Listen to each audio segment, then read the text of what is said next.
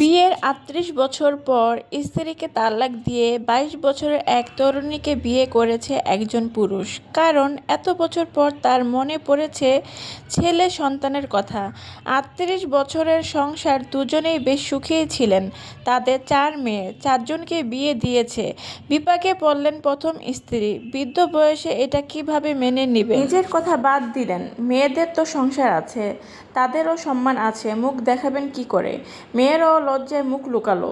সবার পরামর্শে প্রথম স্ত্রীকে আবার ফিরিয়ে আনা হলো। সতীনের ঘর করার শর্ত সাপেক্ষে বৃদ্ধ স্ত্রী তার সাজানো সংসারে অন্য এক নারীর হস্তক্ষেপ নীরবেই মেনে নিলেন। ৩৮ বছর যে সংসারে সময় ব্যয় করেছেন, নিজেকে শেষ করেছেন, সেই সংসারে তুলে দিলেন সতীনের ঘাড়ে। সব পার হওয়ার পর সতীনের সন্তান হলো। সেই সন্তানের সর্বোচ্চ খেয়াল রাখলেন বৃদ্ধা। এক মুঠো ভাত জুটেনি জীবনে যিনি কখনো অন্যের কাছে হাত না পেতে প্রয়োজনে উপাস থেকেছেন, আজ তিনি ক্ষুধার জ্বালায় অস্থির হয়ে মাথা নুয়ে অন্যের দ্বারা হাত পেতেছে একটু খাবারের আশায়। তিনি চাইলে মেয়েদের ঘরে উঠতে পারেনি, মুখ ফুটে বলতে পারেনি, মেয়েদের সংসারটাও তো তার নিজের নয়।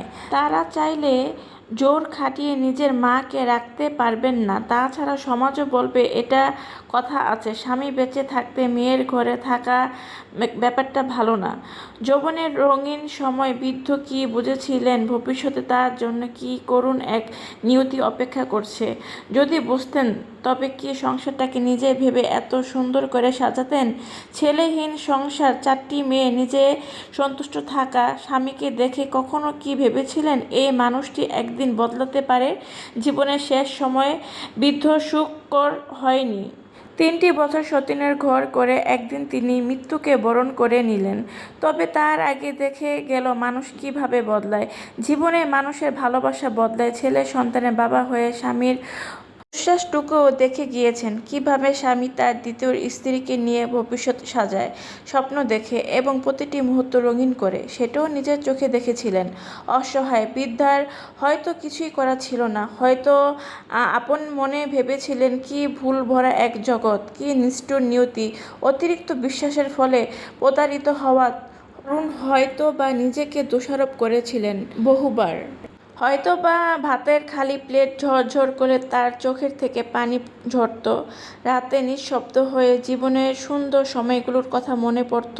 এই সব ভেবে হয়তো তার ভাবতে যা হয়েছিল সব ভুল, মানুষটাকে কখনো তাকে ভালোবাসিনি। তবে কেন সাজালো এত বছরের সংসার? কেনই বা আগের ত্যাগ করলো না যখন শক্তি সামর্থ্য ছিল, মাথা গোঁজার জায়গা ছিল? তো 2 বেলা আহার জুটত। আজ কি এক ভবিষ্যৎ পরিস্থিতি, সংসার থাকা নিয়ম মতো এক মুঠো ভাতও জুটে না। মৃত্যুর আগে এই নারী তার সংসার হারালেন, স্বামীকে হারালেন, ভাঙা পা টেনে টেনে গাধার মতো। সতীনের ঘরের কাজ করলেন, কিন্তু বিনিময়ে একটু খাবারও পেলেন না। তিনি পরিশ্রম করেছিলেন, তবে মারা গেলেন ব্যর্থ হয়ে।